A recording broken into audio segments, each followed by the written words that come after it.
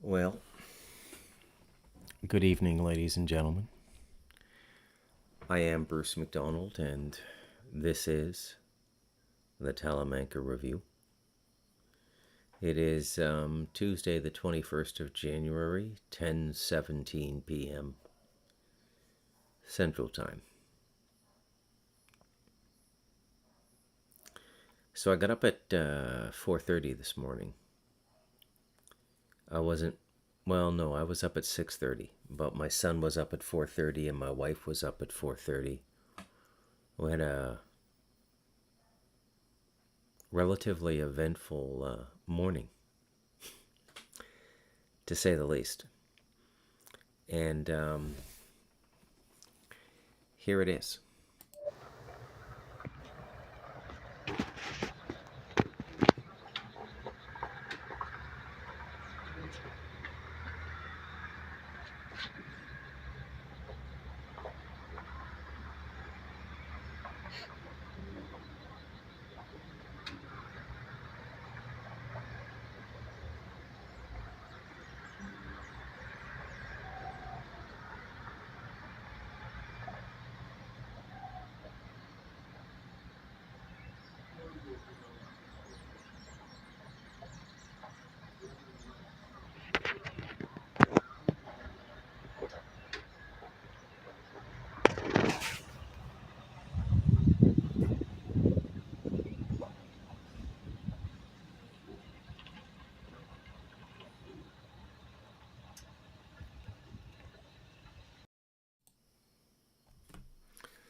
So,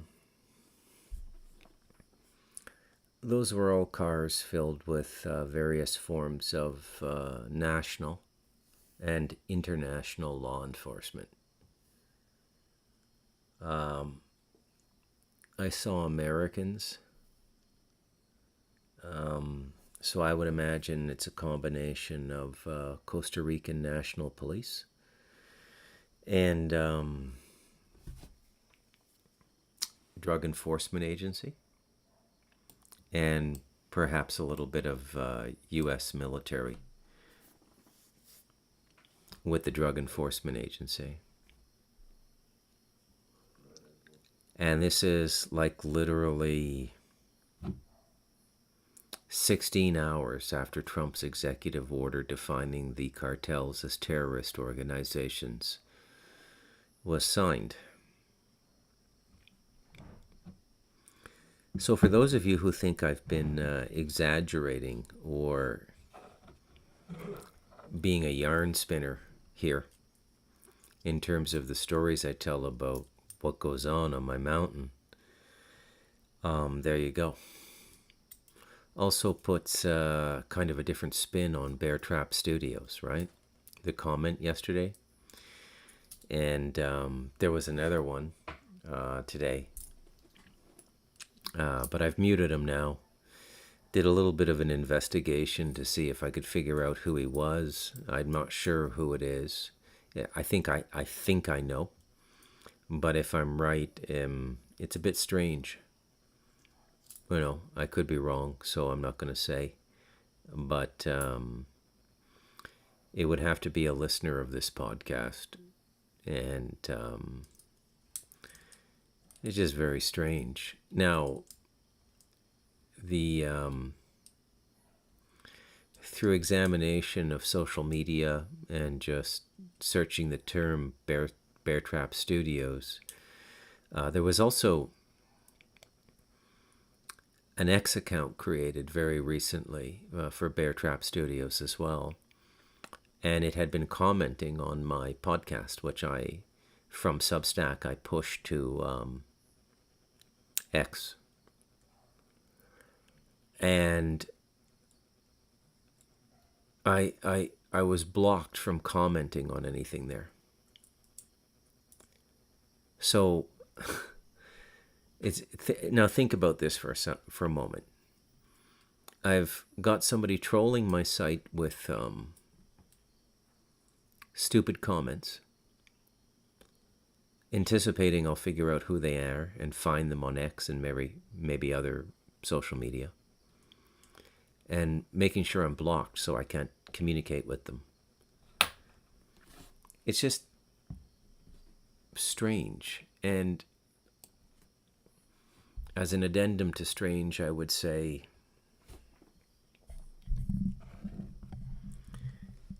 infantile. And by infantile, I mean like wounded. Like crazy ex-girlfriend energy, but I'm pretty sure this is a guy. In fact, I'm pretty sure I know who this is. Because the X account is geographically just outside of Edmonton, Alberta. And in the comment underneath, my latest podcast, they had put up two pictures. And one of them was a map of my relative location in Costa Rica. Okay. So it's just strange. Now, I'm going to take this as an opportunity to teach you folks something.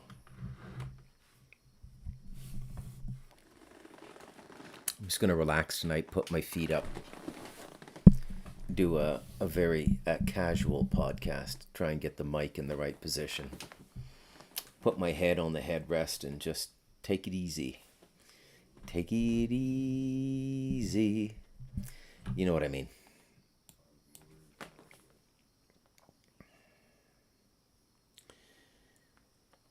Now, if I'm right about who this is, it's somebody who wanted to come over here. And I had originally agreed that they could come over here. And then it changed that my son confirmed his visit over, so I had to change it. And this person, who will go unnamed until I'm certain it's him, and will probably stay unnamed unless they start to continue to act erratic and stupid.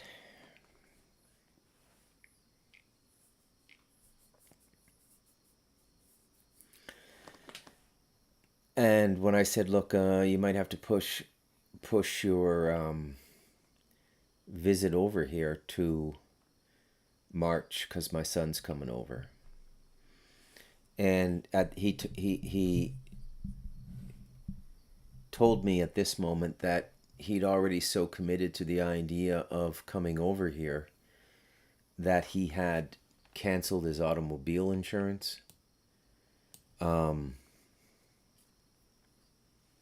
that was it, you know.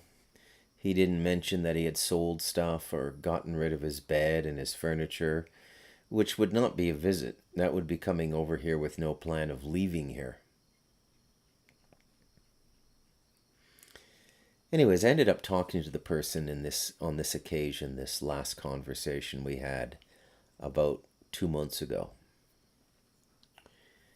And some of you may be able to figure, some of you who've been watching the podcast from the beginning, you'll probably be able to figure out who it is just by who is no longer around commenting.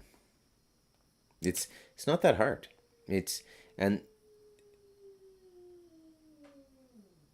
it's not that hard to figure these things out. So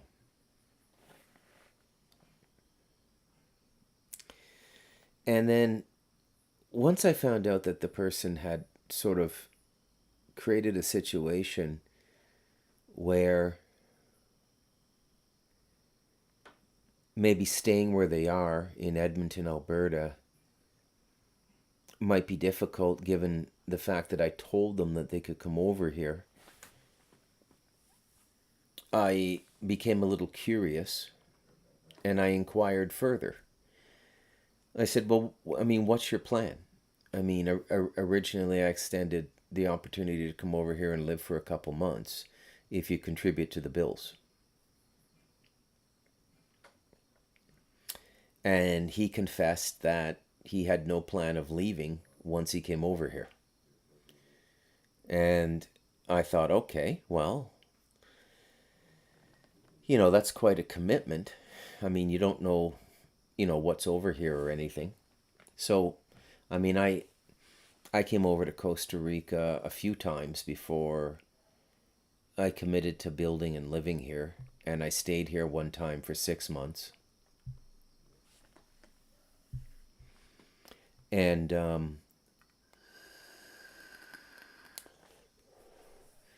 it was in that 6-month trip that I decided to stay. I mean, to commit to moving here.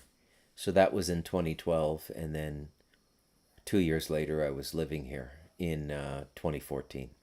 So that's the way it worked out for me. Very interesting journey.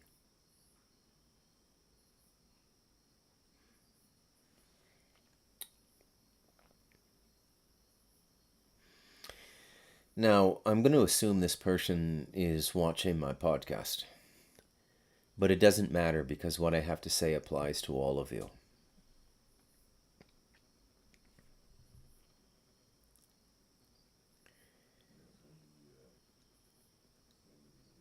This person is not prescient, not inside anything, and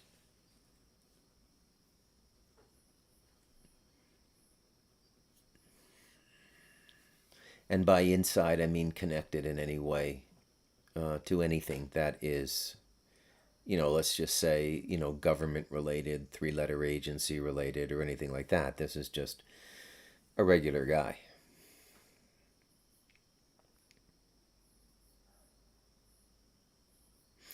Now, it's interesting to me that 12 hours after posting the comment, "Are you still selling drugs with the cartels?" in a public place on my YouTube channel, and my mountain gets raided by the DEA.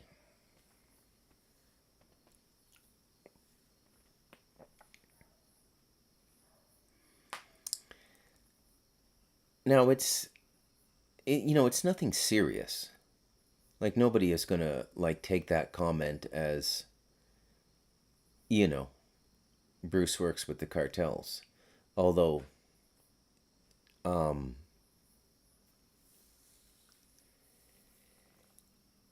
there have been some incidences that have been very, very strange. Unfortunately, I can't really talk about them. There was one incident in which it was believed by some bodies, and a body is like a government body, that I was working with the cartels as, let's say, a shot caller. And the Costa Rican police was aware of the fact that I had 7 computers in my house. And they thought that I was doing some kind of money laundering through crypto or something.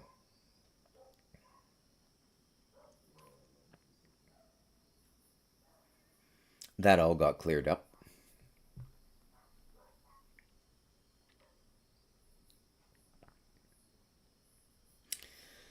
I want to talk a little bit about something I said in a previous podcast, 1 or 2 back. It might have been last night. I think it was last night, actually. And I said, 2025 is going to be a very weird year.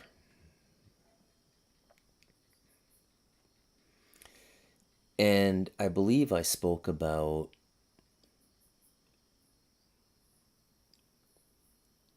old enmities coming up and stuff like this.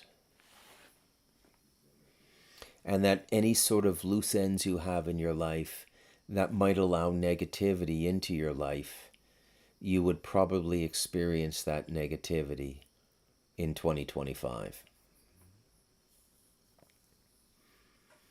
Now, I'm not prescient, I'm not psychic, I don't work in that way.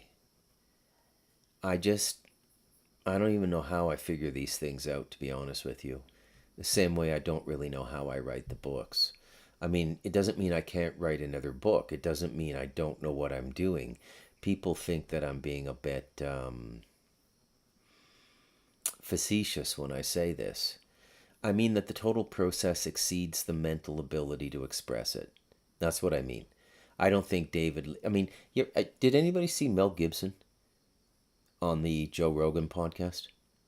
I mean, Mel Gibson can hardly tie two sentences together. He stutters a lot. He has tremendous difficulty expressing himself. He almost sounds like a kid with ADHD. And yet he can do The Passion of the Christ. Yet he can do Braveheart. Yet he can do Apocalypto. And so this is what I'm talking about. I'm talking about being able to work with intelligences that and create creative forces that seem to go beyond the intellect. Okay?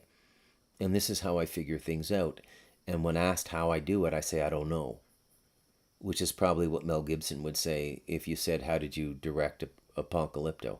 How did it turn out so perfectly? But he'd say, I don't know. Right? I could be wrong. I'm just going on the little bit I've seen him interviewed, and the Joe Rogan podcast, and it's worth watching actually. Mel is a true believer. He's a true believer in the resurrected Christ. He's a true believer in the Gospels, and I respect that. Okay.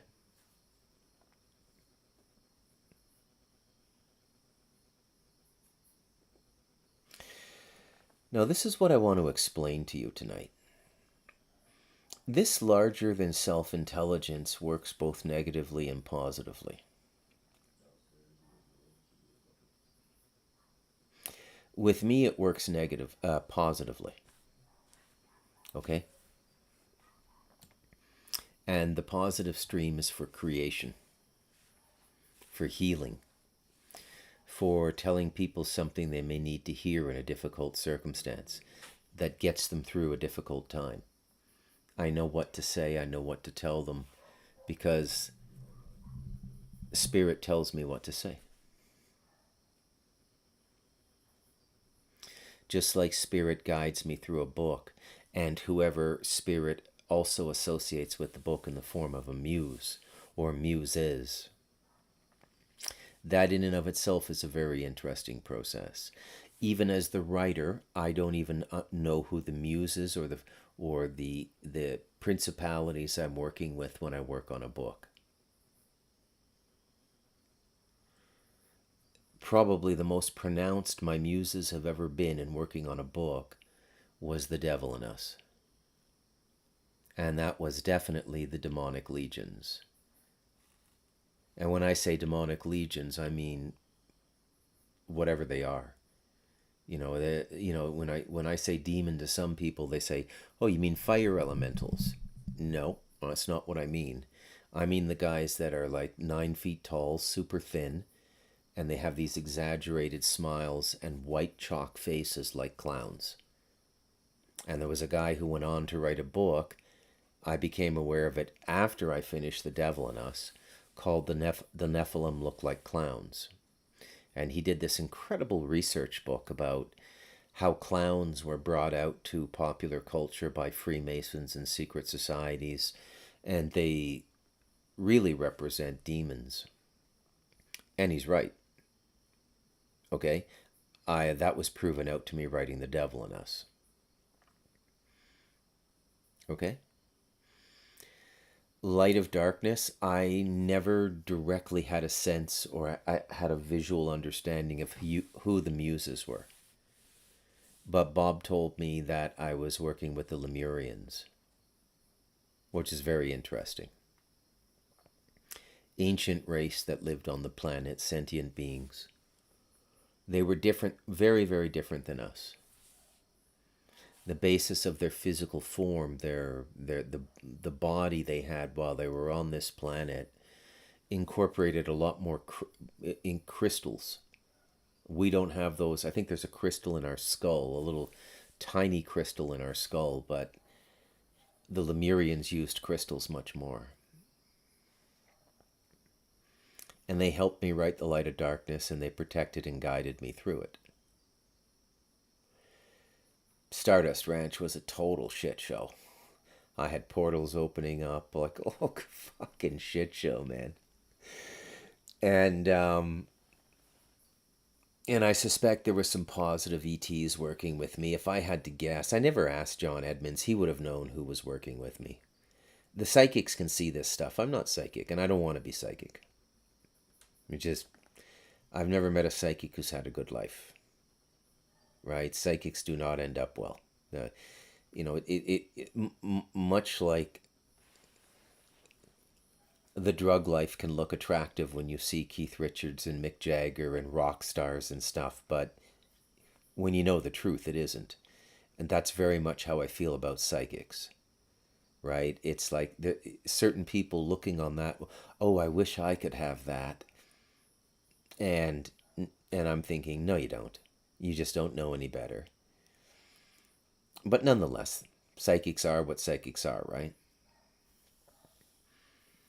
And John Edmonds was really lit up too. He was lit up before he moved to Stardust Ranch, and that just amplified him like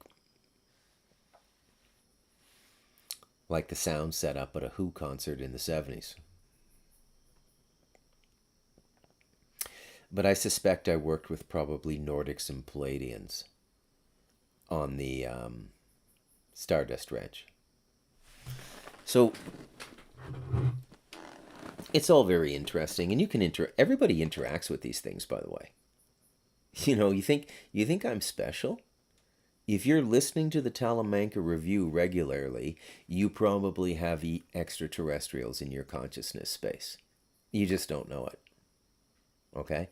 And they may be guides. Okay? And if you're negative, you have negative extraterrestrials. All right? So Joe Biden would have grays and reptilians around him. Okay? As I said many times on the Talamanca Review, in 99 out of 100 instances, angels and demons are a cover story for extraterrestrials. Not to say that they don't exist. They do. Angels and demons do exist. I mean, I just told you I worked with the Nephilim, or the demons. Okay?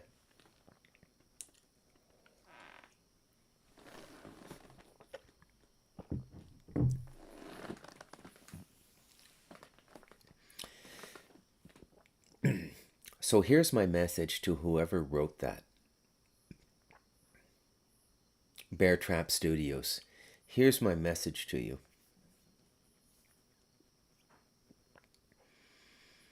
I think I know what you went through when I told you you couldn't come here. Oh, there was one other thing I have to explain. Once I found out that this person had no plans of returning back to Canada, I began to make financial inquiries. Right? And I said, well, I mean, what are you going to do? You can't live with me forever. Well, and he had this sort of it'll all work out kind of mentality, right? And I thought, okay, I came here very much under a similar sail, under a similar expectation of wind, under a very similar circumstance of faith. And so that's not something I would, hold against somebody. You don't know, you want to try it out. I get that, But when he said that, then I made some financial inquiries. I said, well, I mean, what kind of a monthly budget are you working with here? And he said, well, you told me I could stay with you for 400 Canadian a month. And I said, and I did say that. I'm not taking that back. I did actually say that.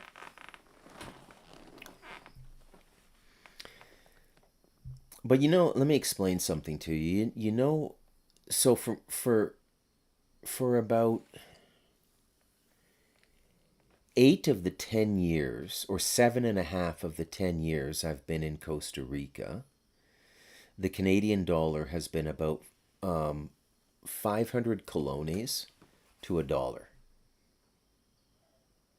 Okay? And it went as high as 550 at one point. Okay? Now, Costa Rica has its own currency. I've been over this before on my podcast. Nicaragua has its own currency. But a lot of the other Central American countries just use the US currency. And I told you that they were going to jump on the cartels hard.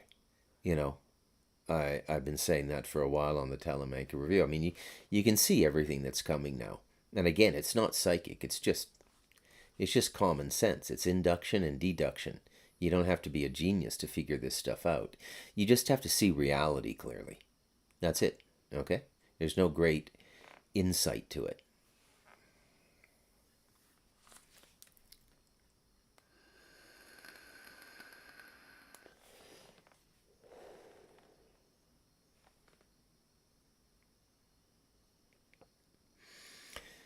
So I said to this person, look, when I told you 400 Canadian, what I meant was 200,000 colones a month, which would be, going by 500 colones to a Canadian dollar.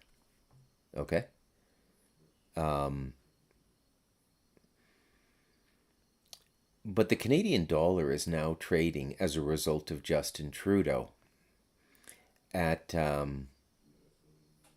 329 colones to a Canadian dollar. We Canadians in Costa Rica have lost about 40% of our spending power. I explained all of this to the person. And I said, look, I'm not making a dime off you. And believe me, you living here is going to inconvenience me. You're going to be using the gas in my vehicle to go to town, which is 20 kilometers away, 20 kilometers back. That's 40 kilometers. Hey, Bruce, I'm out of cigarettes. Can we go to town today? Well, I didn't factor gas into your monthly budget. I don't care who comes here and stays with me. I love having company, especially if they've gotten to know me.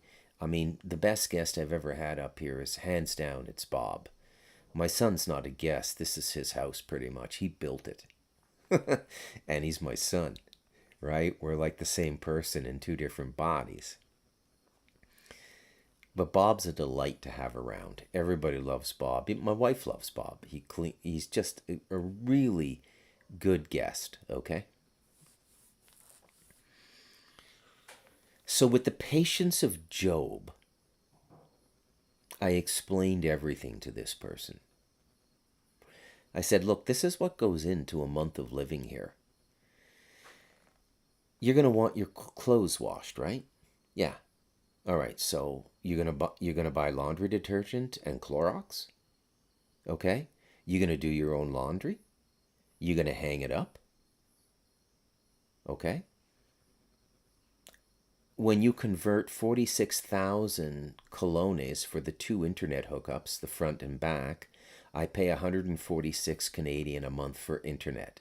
You going to kick in on the internet? Okay? Are you going to kick in on gas for the vehicle? And I have a portion of my foods. I mean, if you want to live on bananas, if you could legitimately live on bananas and oatmeal, you could live here for $100 a month, or 150 with internet and gas and everything. Okay. But if you want to have a reasonable diet with a breakfast, a lunch, and a dinner, a balanced diet with rice and beans and fruits and vegetables and yogurt and milk and everything that goes into a diet, meats if you eat meat. My wife eats meat, so she loves it when other meat eaters are up here because she gets to make more meat, and she has the dietary desires of a wolf. So I explained, the food prices in Costa Rica are about the same as Canada now. Okay? When my son got in, this Thursday, it'll be 2 weeks. I went to the grocery store with my wife, and without buying pet food, remember I have 8 cats and 2 pit bulls. So when I buy pet food, it's usually about 50 or 60,000 colones for a month's worth of food or a month and a half. And 60,000 colones would be about 180 Canadian, 120 US. The Canadian dollar is absolute shit now. Okay? Trudeau has fucking destroyed our economy. Okay? The Canadian dollar is trading. When I came over here, it was about 84 cents to the US dollar. It's now 69 cents to the US dollar. Okay? And for reasons that remain a mystery to me by the laws of economics, no international currency has gained more ground on both the US and the Canadian dollars than the Costa Rica colony. And I don't know why that is. It's something that's hidden, okay? And they're not happy about it either because it inhibits tourism, because suddenly it becomes much more expensive to spend 2-3 weeks in Costa Rica. So they're not thrilled about it, right? The government is actually trying to figure out ways to lower the value of the colony. Canada does this too. We like to keep our dollar a little bit when the Canadian dollar goes too high against the US dollar, a lot of our exports to the US suffer because the US clients if the Canadian dollar gains 20%, then if you're importing 2x4s, pine wood pressed 2x4s from Canada, then your costs go up 20% just because of economic factors beyond anybody's control. And this is where the parasites make their money, right? The Jamie Dimons, the George Soroses and stuff like this. They make all their money in the gap spaces. They don't produce anything. George Soros isn't producing toasters or televisions or automobiles or anything. He just makes money on money by gaming the system like a casino. It should be illegal. He said it himself. What I do for a living should be illegal. It isn't, so I do it. Basically giving us all a moral confession about his moral character. He has none. You leave the barn door open, I'm going to fuck your horse. Because that's who I am. If you close the barn door, I won't fuck your horse. Thanks, George.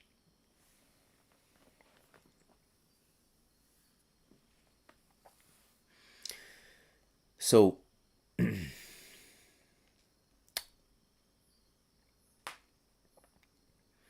I explained all of this to this person. And I said, look, it's going to be more like 600 Canadian a month. And I might change it when you're here based on how much you eat and various things, okay? And this is not for profit. I mean, where in the world can you go to live, have your own room, your own table, your own desk, your own computer, your own monitor, keyboard, high-speed internet, access to a vehicle if you have a driver's license, and all the food you can eat, and 600 Canadian, which is about 400 US, he's complaining about that. Well, you told me 400, Bruce. And I'm like, look, the moment I encounter that attitude, which is suggesting that I'm trying to exploit somebody or use them or gain something when there's nothing for me to gain, and everything I'm doing is to try and help someone experience this place so maybe they can get out of a place that is a sinking ship. I don't like to be accused. And this person did that. And immediately this person disappeared. I never saw them show up in the comments of my YouTube channel anymore. And the person closed down their Telegram account. And I just never heard from them anymore. I forgot all about them. And I wouldn't even be thinking about them now had I not geolocated Bear Trap Studios on the X platform.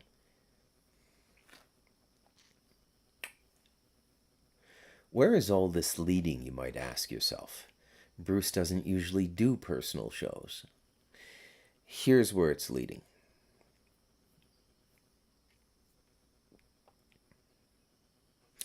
Bear Trap Studios, whoever you are,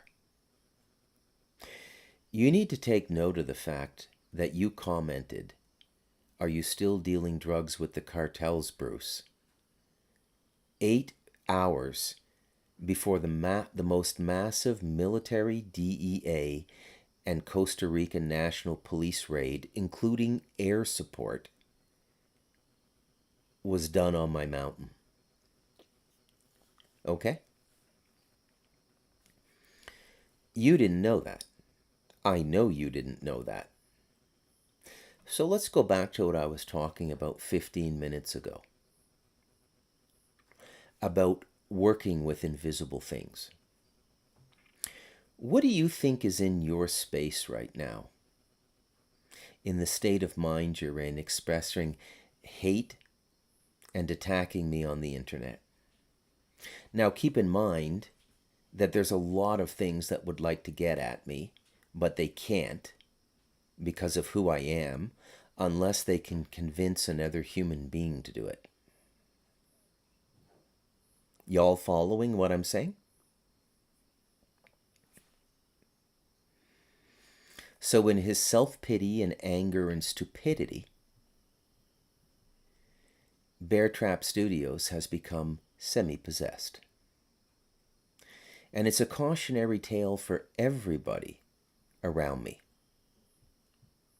Okay? There are very many forces around me.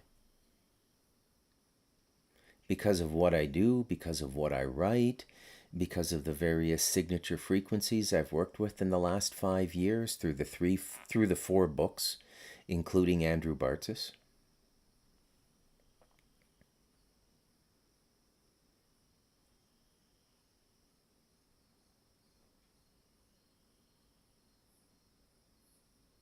How would I put this?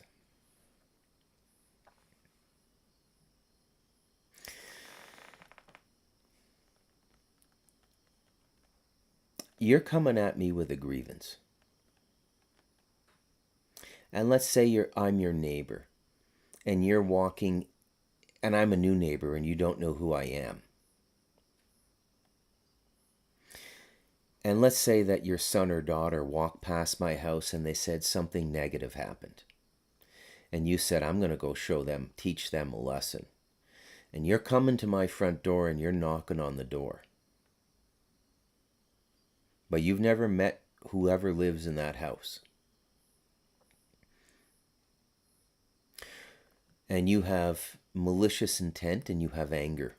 And you're angry. And you're stomping down the street and you're knocking on the door. You're having a temper tantrum. Now, this is a metaphor. What are you going to do when that door opens and 3 guys wearing Hell's Angels patches are on the other side of the door?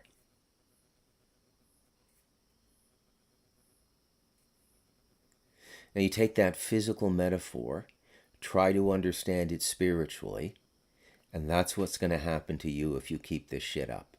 And I'm not even going to do it. You're in a place you just don't fucking understand. And I know, because there's no such thing as coincidences. And you wrote, "Are you still dealing drugs with the cartels, Bruce?" That's how I know you're breached. Okay? And like all the if this is who I think it is, and I'm 95% sure it is, all the conversations I've had with you, I've tried to be kind and compassionate. It's not my fault your life is a miserable fucking shit show. You're nearly 50, you live alone, you live with your mother, you're unemployed, and you can't get your shit together. The fact that I even offered for you to come over here is an act of generosity. By recalibrating the reality of coming over here based on the devaluation of the Canadian currency, if that's enough for you to go into a temper tantrum toward me, you have mental problems and you're never fucking coming here. And anybody who tries to come here, by the way, will go through a similar vetting process, a spiritual vetting process. The very circumstances of our encounter and our exchanges with each other will reveal to me whether you should come over here or not. And if you're fucking crazy or possessed or bothered or you have entities attached to you, I'll know. Again, not because I'm psychic, but because the flow of circumstance will reveal it. This is what meditation teaches you. This is the long, hard path. The psychic path, you can get it much quicker, but you can't trust the data because the entities you work with through the psychic channels will lie, and the information you get is not unconditional. It's transactory. Okay? It's a completely different ball game working with entities and beings. And I've never seen anyone survive it. The latest casualty is Sean Morton. Worked with psychic forces all of his life. Look how he turned out. Okay? Yeah, the government did that to him, but it never would have happened had he not played with those forces. And the forces that destroyed him were not incorrect. It is generally prohibited to use those forces on the physical plane. Generally prohibited. This is what I mean when I say scriptures are a mix of truth and falsehood. So they say a lot of stuff that's true, like you shouldn't get into necromancy, you shouldn't go to soothsayers, they're telling you the truth. But the way the overall product is put together, when people start to see falsehoods in it, they say, oh, the whole thing's a load of shit. I should develop my psychic abilities. And they never stop to consider that much of what's in the scriptures is true.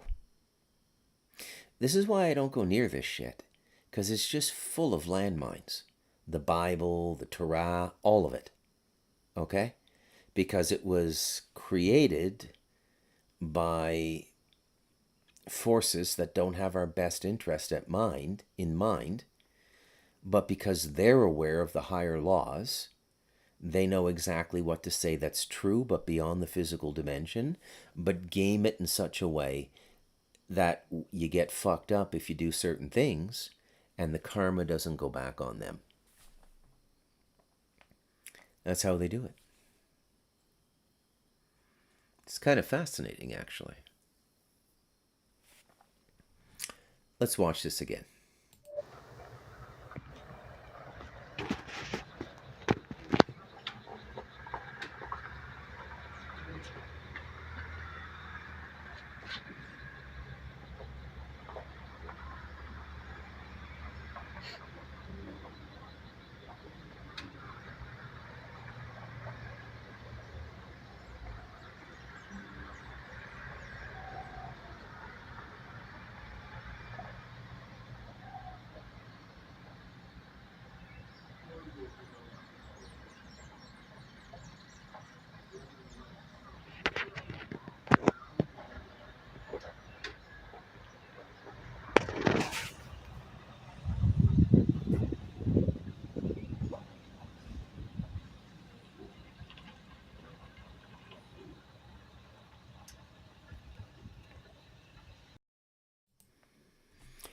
I don't even think that was all of them. And my wife and I were sitting on the front balcony and she just pulled out her cell phone and started recording it was like a 20-minute procession of 4x4 pickup trucks, 4-door for the most part, full of cops. I mean, it must have been a 50-person operation with air support. Now, I know because of what I went through before that the federal police in this country... Now, like, I don't take it personally. Like, your privacy is being invaded. I happen to live on a mountain with the number one... He doesn't live here, but he has a farm here, okay? And this is where he's, I guess, supposed to be most likely to be, okay? And even if he's not at the farm, a lot of people that the police are looking for are. So, every house on this mountain is known by the federal police. Mine stands out because I have 2 Starlink dishes, and I have the largest electromagnetic footprint on the mountain. Okay?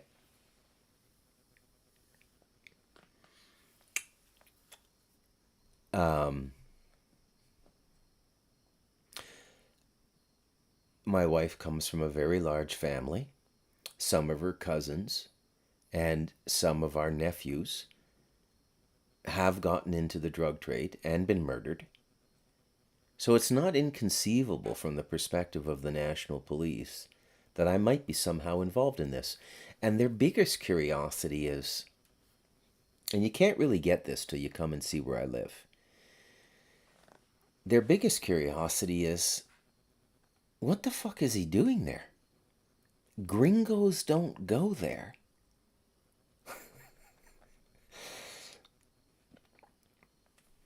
But they don't know me.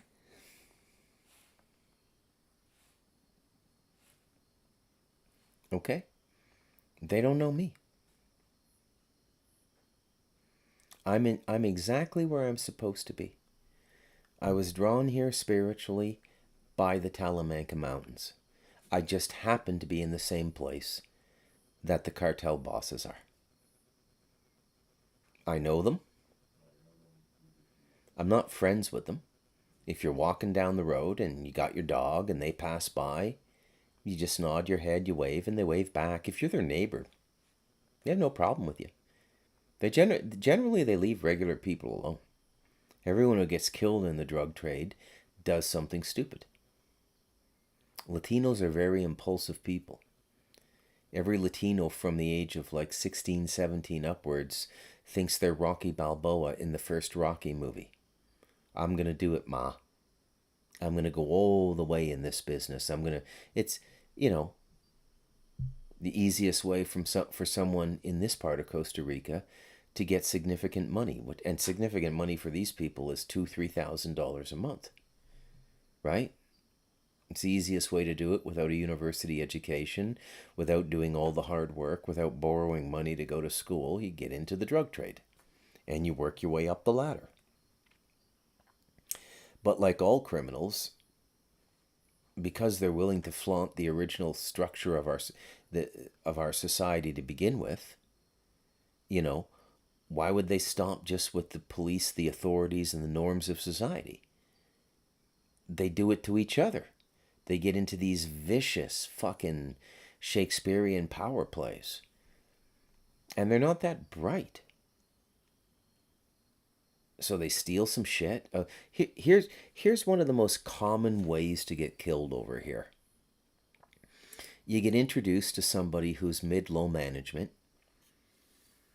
You're in a pueblo that doesn't have a house that's selling crack, or weed. You sign up to be the house that does that. You become a distributor. You get $1,000 worth of product. You smoke half of it yourself, and whatever profit you have, your wife rips off to buy a new Gucci purse. The supplier comes and you just say, "Oh, re-up me. I'll pay you double next month." Now, like all capitalists, the higher up narcos are fucking smart.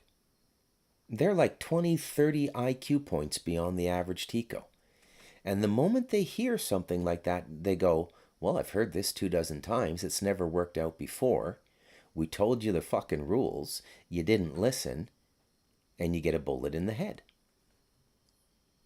It's literally that banal. Fuck all the horse shit Hollywood tells you in the movies, Netflix tells you in the TV series. It's not high melodrama. It's not fucking Shakespeare. It's entering into a contract with somebody, taking their product on consignment, smoking it yourself, and then not even turning over enough profit to break even on what they gave you because your wife or your girlfriend stole the money. And you get fucking killed. Your only warning is when you start. And they fucking tell you. You fuck up, You smoke our shit, or you sell and don't turn the money over to us, we kill you.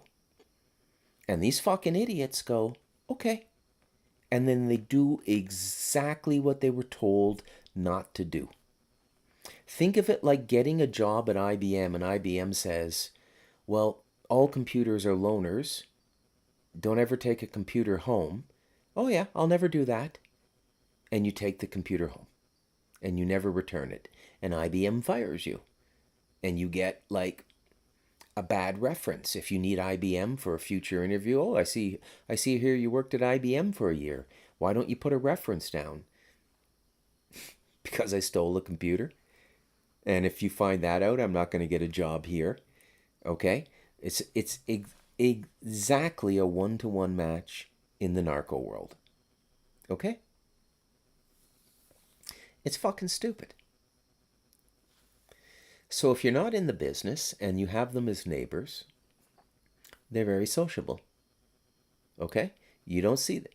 And remember, the whole thing is all kind of like going down like this. Okay? So the guy who fronted you the $1,000 worth of product, he owes the guy on top of him. So if you don't pay him, he's fucked and he could get killed. That's the way it works. And no matter how many times you tell people don't do this, 1 out of 3 Latinos will do it because they're impulse driven. So when I see, after living here 10 years, when I read all these things about like all the people Pablo killed and everything, I go, yeah, that makes complete sense. There's that many fucking idiots in Latino culture. You know, it's really no more fucking complicated than that. Anyways, Bear Trap Studios. Clean yourself out, man. You're going down a bad path. This has been a very unusual Talamanca review. I am Bruce McDonald, and I will see you later.